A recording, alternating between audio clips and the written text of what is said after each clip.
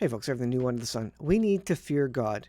He is holy, holy, holy. He is righteous. He is the King of kings and Lord of lords. And we need to recognize that we are created beings and we should be in awe of his power and respect that accordingly. Matthew chapter 10 says, "What I tell you in the dark, speak in the light, and what you hear in the ear, preach on the housetops. And do not fear those who kill the body, but cannot kill the soul, but rather fear him who is able to destroy both soul and body in hell." We are to fear God with a healthy fear. This is from Israel 365 News. This is a video that I showed on it, and it is this Turkish parliamentarian, and he is basically saying that Allah will destroy Israel. And so you can see, "You will not escape the wrath of Allah," he says. "I salute you all." So blasphemy, and he just drops to the floor immediately. Now you can write this off as whatever you want, but when you say something like that against God's people, the Jews, the Jewish nation, Israel, they are not saved. They do not recognize Jesus Christ as Messiah.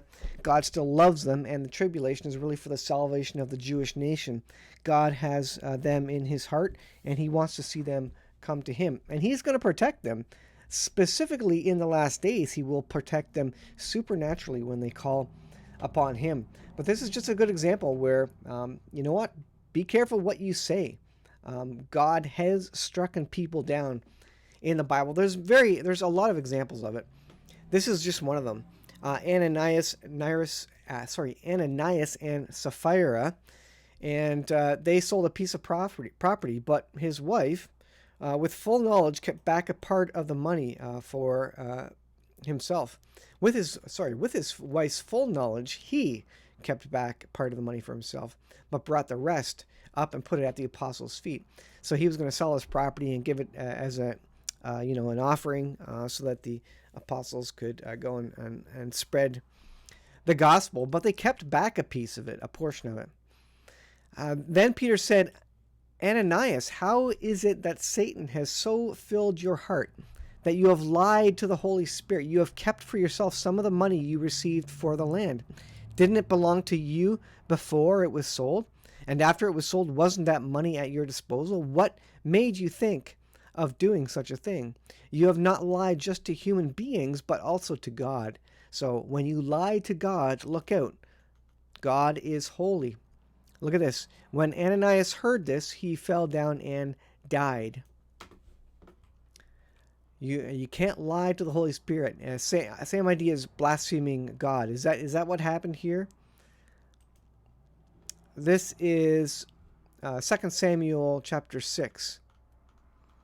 And it speaks of Uzzah sticking his hand on the ark. Let's drag that over there. "And when they came to Nashon's threshing floor, Uzzah put his hand to the ark of God and took hold of it." Remember, they weren't supposed to touch it. There was wooden rods that went through it. That was the only thing that the carriers could touch. They couldn't touch the ark itself. And it said, so he took hold of it, for the oxen shook it. So he might have believed that it was about to fall or something, and so he put his hand out to steady it. But they had been told. They knew they were not to touch it. "And the anger of the Lord was kindled against Uzzah, and God smote him there for his error, Uzzah's error, and there he died by the ark of God." So be careful what you say. God is all powerful. For the most part, we act and live as if God is very hands off. No, when the time comes, when the time is right, in God's timing, the supernatural things happen, and in these cases, sometimes people fall down dead. Now, I think this guy survived. I think they just said he had a heart attack, basically.